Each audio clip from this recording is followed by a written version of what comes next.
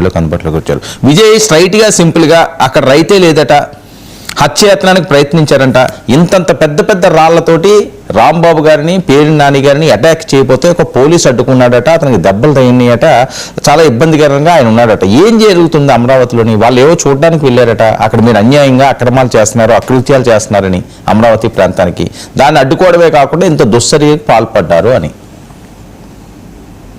నమస్కారం అండి పద్మ గారు, మీకు ప్యానల్ సభ్యులు ప్రేక్షకులందరికీ కూడా నమస్కారం అండి. మీరు ఇది ఒకటి చూడండి, ఎవరిపైన ఎవరు దాడి చేశారో తెలుస్తుంది.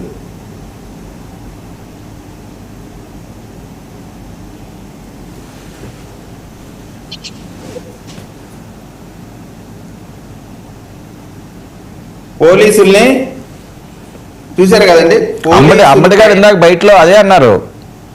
పోలీసుల పైన అంబటి రాంబాబు చేయి చేసుకున్నటువంటి వీడియో అది. అంటే వాళ్ళ విధానం, వాళ్ళ రెచ్చగొట్టే విధానం, గొడవ చేసే విధానం, దాడి కోసం వెళ్తున్నారు వీళ్ళు, ఆ దాడికి అడ్డుపడ్డారు కాబట్టే ఈ రాద్ధాంతం అంతా జరిగింది అనటానికి ఒక మచ్చుతునక. వాస్తవంగా అంబటి రాంబాబు గారు లాగా వేరే ఏ కామన్ మ్యాన్ అయినా సరే ఒక సర్కిల్ ఇన్స్పెక్టర్ని ఆ విధంగా కానీ చేసుంటే ఈ పాటికే అరికాలు కోటింగ్ ఇచ్చేవాళ్ళు. ఈ మధ్యకాలంలో రెగ్యులర్గా అంబటి రాంబాబు పోలీసుల పైన ఇదే విధంగా గొడవ పడతా ఉన్నాడు. ఒక్కసారి కూడా ఆయనకి తగు విధమైనటువంటి సత్కారం చేయలేదు కాబట్టే ఒళ్ళు చెమచెమలాడి ఇష్టం వచ్చినట్టు ప్రవర్తిస్తూ ఉన్నాడు. ఇక్కడ ఒకటే సబ్జెక్ట్ అండి, క్లియర్గా వీళ్ళు ఒక కాల్ ఇచ్చారు. ఇచ్చిన సందర్భంగా రెండు పక్షాల వైపున, ఎందుకంటే 95% మంది రైతులు అమరావతికి అనుకూలంగా భూములు ఇచ్చినటువంటి పరిస్థితిలో వాళ్ళని 5 సంవత్సరాల పాటు వేయించుకొని తిని వాళ్ళని రోడ్ల పాలు చేసి వాళ్ళని నానా రకాలుగా ఇబ్బంది పెట్టి కడుపుతో ఉన్న వాళ్ళని కూడా కాళ్ళతో తన్ని అనేకమైనటువంటి ఇబ్బందులు దాష్టికాలు చేసినటువంటి ఆ ప్రభుత్వంలో చేసినటువంటి కార్యక్రమాల అన్నిటి రిఫ్లెక్షన్, ఆ బాధ వాళ్ళందరిలో ఉంది. మళ్ళీ ఈ మధ్య అధికారం పోయిన తర్వాత కూడా జగన్మోహన్ రెడ్డి గారు మళ్ళీ మేవగానని క్యామిడీ చేస్తూ ఉన్నాడు. సో ఇటువంటి పరిస్థితుల్లో అమరావతి రైతుల పైన అనునిత్యం దాడి చేస్తున్నటువంటి వైఎస్ఆర్ కాంగ్రెస్ పార్టీ ఒక దొంగల ముఠాని కమిటీగా వేసి, అందులో కమిటీలో తాడికొండ నియోజకవర్గానికి సంబంధించి కూడా ఒక ఇన్ఛార్జ్ ఉన్నాడు. అతని పని ఏంటంటే బినామీ పేర్లు పెట్టడం, దళిత పేర్ల మీద లోన్లు తీసుకొని వారి ఎగ్గొట్టి రకరకాలైనటువంటి స్కాములు చేసినటువంటి విజిలెన్స్ ఎంక్వైరీలో దొంగగా తేలినటువంటి ఒక దొంగ, ఇటువంటి వాళ్ళందరితో కలిపి ఒక కమిటీ వేసి రాజధాని రైతుల పైన దాడి చేసేటువంటి ప్రయత్నం, ఆ రాజధాని అమరావతి అనే ప్రాంతాన్ని విచ్ఛిన్నం చేద్దాము, గొడవలు పెడదాము, తగాదాలు పెడదాము అనేటువంటి ఆలోచనతో వాళ్ళు పర్యటనకు మొదలెట్టిన సందర్భంగా పోలీసులు చాలా గౌరవంగా వెళ్ళి, సార్ మీరు అటువంటి పరిస్థితి లేదు అక్కడ, దయచేసి మీరు మీ పర్యటన వాయిదా వేసుకోండి, పరిస్థితులు ఉద్రేకంగా ఉన్నాయని చెప్పారు అనేటువంటి మాట నేను చెప్పడం కాదు, స్వయంగా అంబటి రాంబాబే ప్రెస్ మీట్లో చెప్పాడు.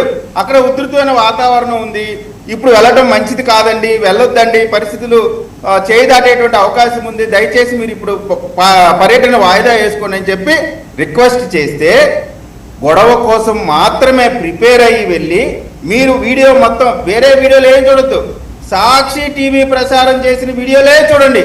వైఎస్ఆర్ కాంగ్రెస్ పార్టీ వాళ్ళు ఉద్రేకపడతా ఉన్నారా, వాళ్ళు దాడి చేస్తూ ఉన్నారా, వాళ్ళు రెచ్చగొడతా ఉన్నారా, మీకు ఇంకొక వీడియో కూడా త్వరలో వస్తుంది, మీరు చూడండి. నారాయణమూర్తి అనేటువంటి నవరత్నాల పథకానికి సంబంధించినటువంటి అతను, అదేవిధంగా తాడికొండ ఇన్ఛార్జ్ వజ్రబాబు మహిళలతో వేళ్లు చూపించేటువంటి విధానం, రెచ్చగొట్టినటువంటి విధానం, మహిళలతో అసభ్యంగా ప్రవర్తించినటువంటి పరిస్థితి, ఇవన్నీ కూడా వీళ్ళు చేసే ఆడవాళ్ళని రెచ్చగొట్టేటువంటి పనులు వీళ్ళు చేస్తే, మిగతా వచ్చినటువంటి కుర్రాళ్ళు మొత్తం కూడా ఉన్నటువంటి రైతుల్ని రెచ్చగొట్టేటువంటి ప్రయత్నం. ఒక పక్కేమో లేడీస్కేమో వీళ్ళిద్దరు రెచ్చగొడతా ఉన్నారు, పురుషులేమో వాళ్ళు రెచ్చగొడతా ఉన్నారు. ఈ విధంగా రెచ్చగొట్టి వారిపైన దాడి చేసేటువంటి ప్రయత్నం చేసిన సందర్భంగా మీరు చూస్తే సాక్షి వీడియోలు, నేను వేరే ఏమొద్దు, సాక్షిలోనూ క్లియర్గా ఆ రైతులు నల్ల రంగు ఒక పెద్ద నల్ల రంగుకు సంబంధించినటువంటి ఒక పెద్ద గుడ్డను పట్టుకుని నిరసన తెలియజేస్తూ ఉన్నారు. గో బ్యాక్ అన్నారు, రావద్దు అన్నారు, నినాదాలు మాత్రమే చేస్తున్న వాళ్ళపైన రెచ్చగొట్టి గొడవపడి మళ్ళీ మొగుని కొట్టి మొగసాలు కట్టినట్టు మళ్ళీ వాళ్ళే దాడి చేస్తారు, వాళ్ళే మమ్మల్ని కొట్టారు అనేటువంటి మాట కూడా మాట్లాడుతూ ఉన్నారు.